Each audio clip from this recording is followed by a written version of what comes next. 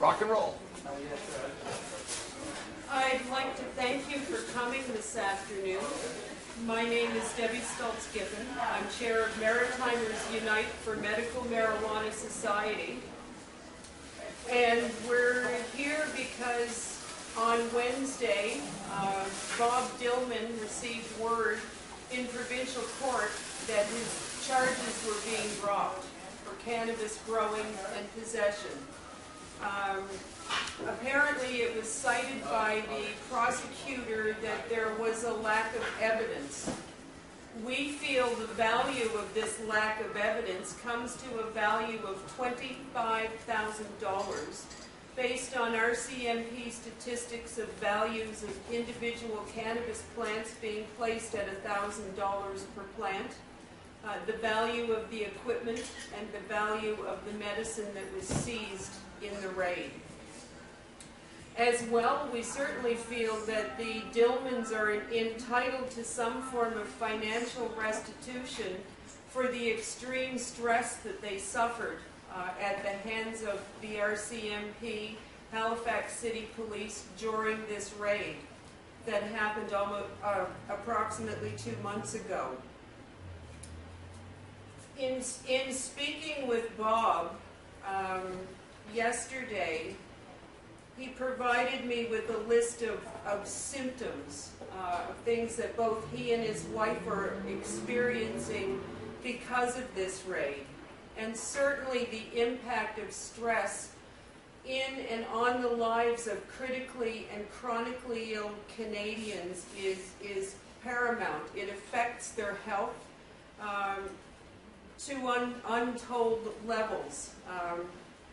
What I can relate to you of the stress that Bob has gone through in the last 2 months, both he and his wife have experienced extreme loss of sleep. He's saying that it's just now that the charges have been dropped that his wife is able to sleep a full night through, and I don't think Bob himself has come to that milestone. Bob has lost in total 25 pounds from the stress. The skin on his hands from one of the health conditions that he suffers from has cracked. It's been bleeding, profuse itching, and those symptoms have intensified because of the stress that he's encountered. He's also experiencing fatigue and depression, and his wife is experiencing anxiety when she goes out in public because of the stigmatization that comes with being arrested due to cannabis. She now thinks that her neighbors and fellow citizens are looking at her as if she's a criminal. Not only that, but on the day of the raid, Bob's wife had an extreme anxiety attack that nearly led to a seizure. In fact, emergency help had to be called to assist her to prevent this seizure from happening.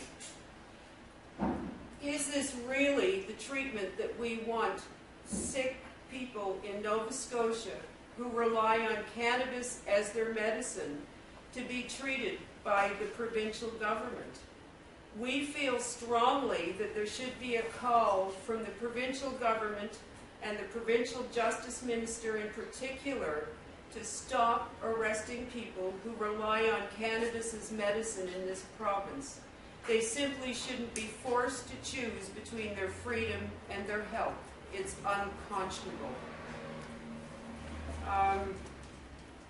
We're also expecting that there will be potential legal action because of these charges and the ramifications that they've had on the lives of this couple, the undue stress that they've endured, and of course the financial losses that I elaborated on in the beginning as a result of this raid. So at this stage we're looking for a lawyer who might consider stepping up to the plate and assisting with this matter. Okay, are you going to get the microphones moved there? If I don't hear anything. Yeah, haul it a little closer there to you. What if I use your cheek?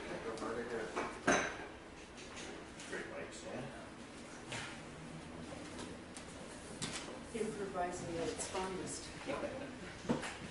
Okay, I just want to let the public know that I am not speaking as just an everyday citizen. I'm a former corrections officer. I know the police procedures, and I know what they did was wrong, and so do they.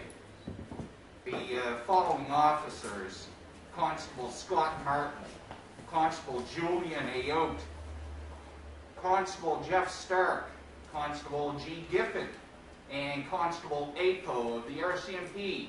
I want to tell you all, you're cowards.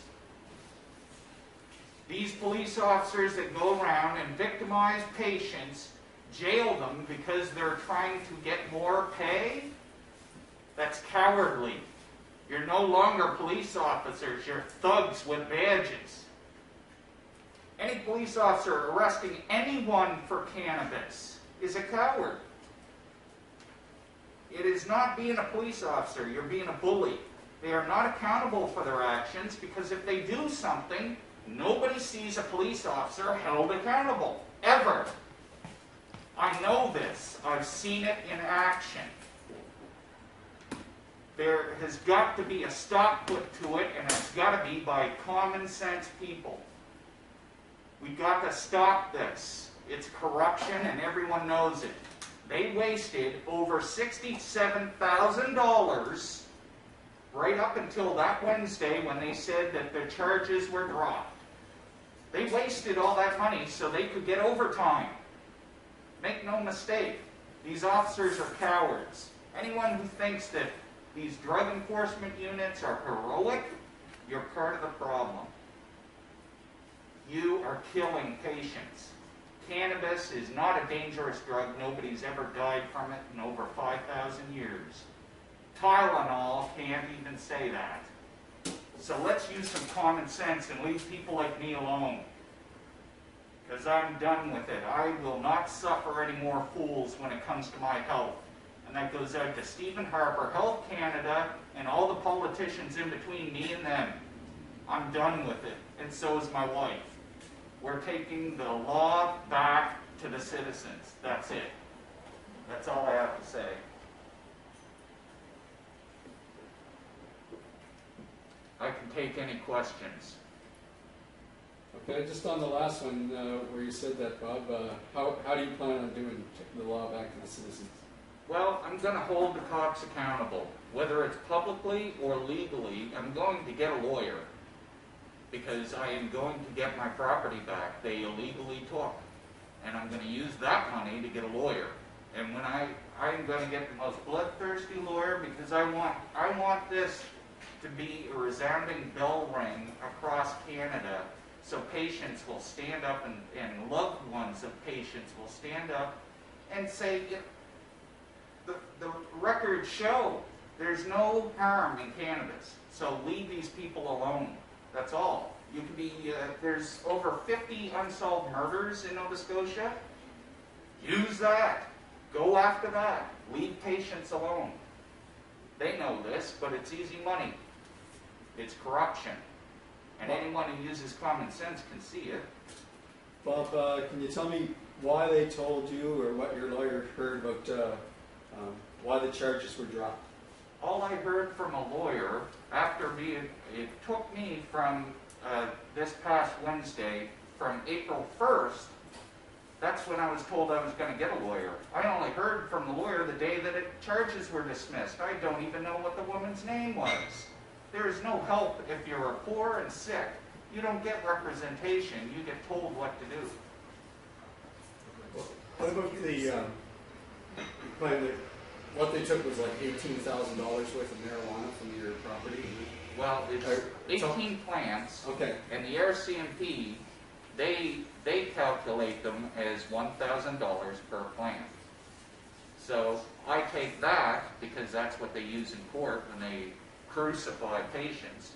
So I'm going to take that and I say, well, I want my $18,000 plus my equipment that you illegally took because I have a legal right to have cannabis.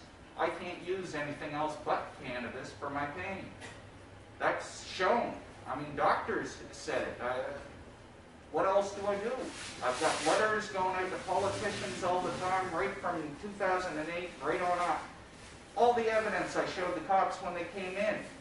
The cop in charge of that, I believe it was Scott Martin, that coward, could have said right then and there, this guy's a patient, I have no business taking his cannabis. But he chose to take it because it would improve his career. That's cowardly. That's not being a police officer. That's not protecting the public. That's protecting your own Okay, but interests. had you lost your right to grow plants? I did Just not. keep looking at the camera. Sorry, I have to stand up here. Yeah, I'm allergic I to did. this. I'm sure you can understand that. So, where did that stand? Like, was there a gap there between when you could The grow and have government- approval? The government illegally made me a criminal. They changed the laws that I was following. I showed them that their laws that they were creating now were illegal, and they refused to accept it, and I proved that to MP, the MLAs, and everyone else. I've shown all that evidence, how corrupt it is, because I only get about $1,482 a month, and if I follow these laws, I have to pay $1,500 a month for my medication. So where am I going to get rent? Where am I going to feed my cats? What am I going to do to live? This is a law that made me a criminal. I know because I'm a former corrections officer. I know what the law is, and so do they. They crossed it, they broke it, and they know it. So, since March, what have you been using or able to access to take care of your care? And Just Oh. look towards the camera. yes, I have definitely been going out to black market areas. I've been going to compassion clubs. I've been doing exactly what I'm not supposed to because I'm forced to. Why? Because they broke into my home and they took my property to sustain my health. That's illegal. So you have been taking something, but you said it was described that you had all these symptoms. I'm sorry if you keep looking straight forward. Just ignore me on The that. symptoms keep up because of the intensity of the stress that I'm under. My health conditions are stress triggered. And when you have eight armed people coming into your home, violating your rights, and you know it, that is more stressful than anyone can imagine. It's comparable to rape, according to psychology today. Well, that coupled with... Wait, no. Oh, wait, We're sorry. gonna- If we you're could gonna just time move the it. microphones I want over. to ask you one question further. Okay. What's the plan from here, Bob? Are you going to take the court or what? Lawyer, and any other legal representation I can find. I'm going to be following any and all government avenues of complaints. I'm going to make it big and public. I'm going to make sure that there's a campaign, that patients are left alone, that the second that somebody said, they sneeze and they have a gram of weed, the cop leaves them alone. Because that's the way it should be. It's safer than eating potatoes, for crying out loud. You're not the only one. In fact, there's hundreds, maybe thousands of people across the country that are in the same boat as you. Is there any, and maybe Debbie might be the person to talk about this. Tell us, yeah, just slide that over, Deb.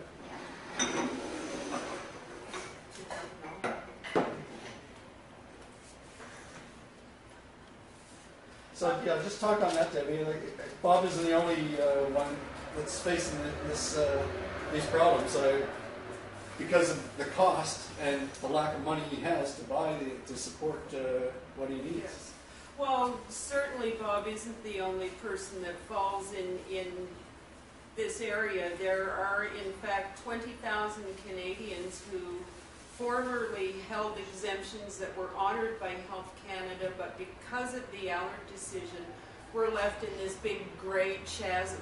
And it's unfortunate that the RCMP, that the Provincial Justice Department, are choosing to charge some of these people to raid them. It's like Bob pointed out earlier, he felt it cost $60,000 to get his case to this point. It's an abhorrent waste of taxpayers' dollar in a cash-strapped province trying to uphold failed federal policy. It's just unthinkable in my mind that law enforcement would be targeting critically and chronically ill at that expense, and that's not to, if that were Bob's case were extrapolated further, that's not to take into consideration proceeding the matter through court to its fruition, if you will. And if he were to have been incarcerated for 6 months, it would have been at the expense of $57,000. Where's the sense in that when people are trying to exercise basically their Charter of Rights and Freedoms? We shouldn't be forced to choose between our health and our liberty. I'll ask you another sort of similar to that, what I asked Bob about the situation.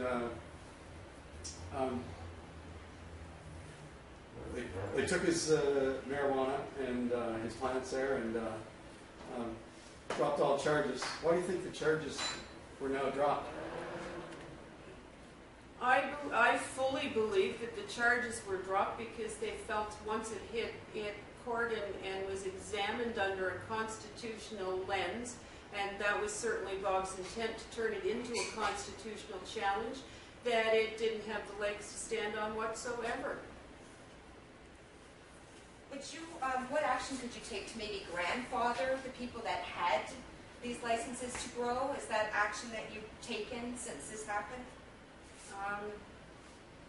Any action on behalf of patients is happening at a federal level. Right now it's been happening at a federal court in British Columbia. And I believe that there's going to be some additional evidence heard on behalf of patients who had to change their physical location, the location of their cannabis gardens, because of the privacy breach that happened in December before patients started to lose their personal gardens, as well to address the fact that patients are only allowed to have a 150-gram possession limit. And as well, it's my understanding patients like Mr. Dillman and the 20,000 others who are left out in legal limbo to be included in this protection. How many people, maybe percentage-wise, because of Bob's position and many others, what's the percentage of people maybe still growing it on their own, do you think? Because they just can't afford to buy it from the government, because I did a story maybe almost a year and a half ago, and it's like the price is exorbitant compared to what you can grow it for yourself. Oh, the price is huge, and I think the number of patients who are continuing to self-produce or have a loved one produce for them is certainly high. Patients feel that they are backed by the Charter of Rights and Freedoms in growing their own medicine, because many of us certainly can't afford the corporate prices that are being charged. And when Health Canada released the regulatory analysis of the new program that they had coming down the pipes, they foresaw that over 60% of those patients that were currently enrolled in the program were living on low fixed income. Their answer in court, their witness in court who was talking about the economic ramifications, had the audacity to say that, well, poor patients in New Brunswick in particular, he isolated, could then go out and hunt for their own meat. So why would affordability of cannabis be an issue for them? I've also heard that the stuff that the government's growing for sale for people that need it is shit. I mean, crap. Okay. Talk to me about that and the concerns about that part. Well, I have never seen any of the cannabis produced by one of the licensed producers that are on stream, but certainly the program is rife with problems. It was barely off and running last year in 2014, and two of the companies had been arrested for transferring medicine to, I'll back that up, I got that a little bit wrong. Just days after the program was up and officially running in April of last year, two of the designated growers who had been somehow authorized to transfer medication to licensed producers were arrested under dubious circumstances.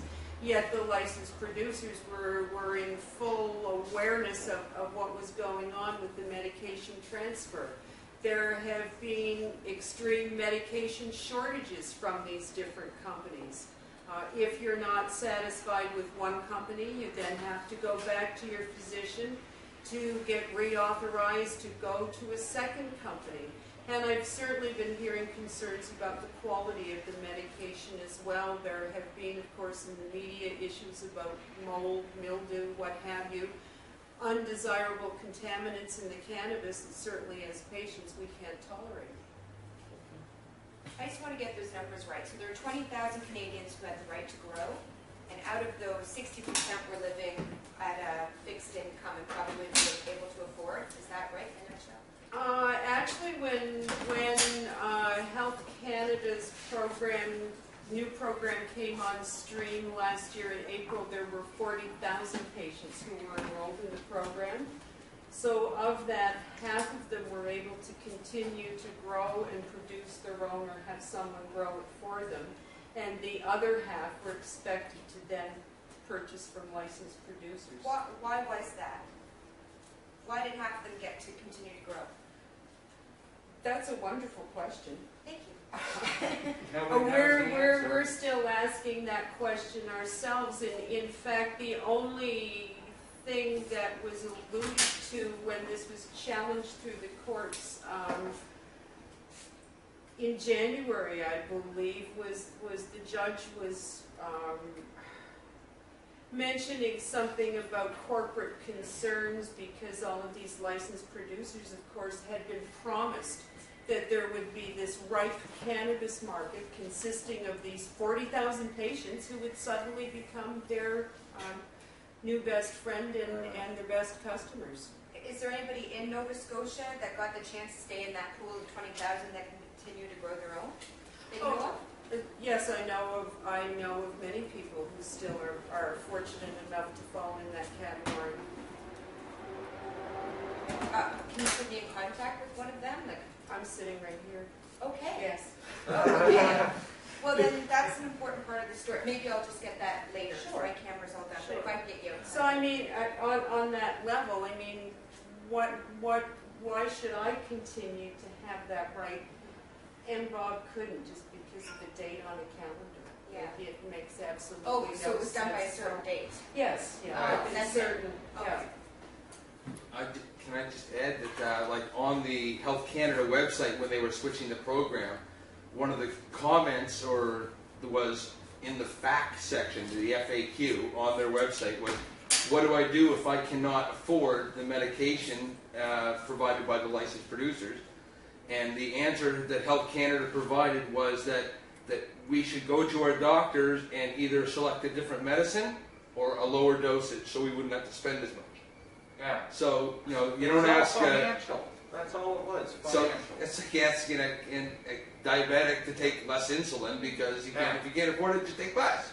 Yeah. Well, exactly, and I'm like Bob. Cannabis is the only medicine that my system will tolerate. Taking pharmaceuticals is just like a toxic reaction to my system that took me well over 12 months to recover from.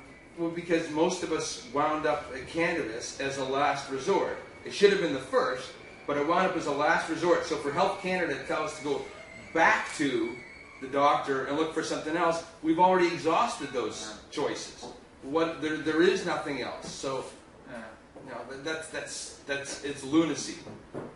It was just an out. They had to have something to say, so they said take less or try something else because there's no other answer except to let us have our gardens. Okay. If I could get a separate interview. Sure. Are you done, Ray? Are you good? Yeah. Well, keep you happy. Good seeing you. Yeah, thanks, Ray.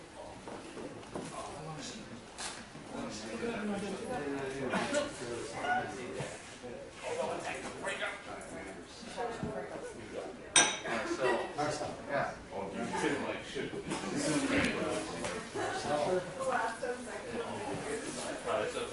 All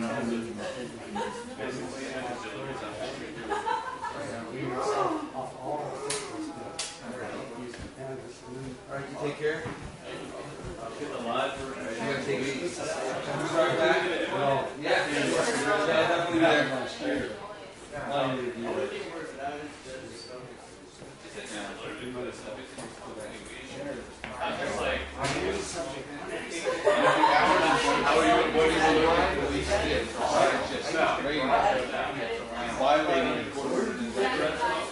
I was down at the Yarmouth Correctional Center in a transition I was there. Fucking gray area, you're right. Fucking gray area. Oh, yeah. You know what I didn't say? Here, I should get this in. Well, that was the. Well, not only that, the other thing that didn't get mentioned was the fact that this should be a message to the police. I just need to That the Crown does not want to prosecute. So stop arresting patients. I'm not going to use this.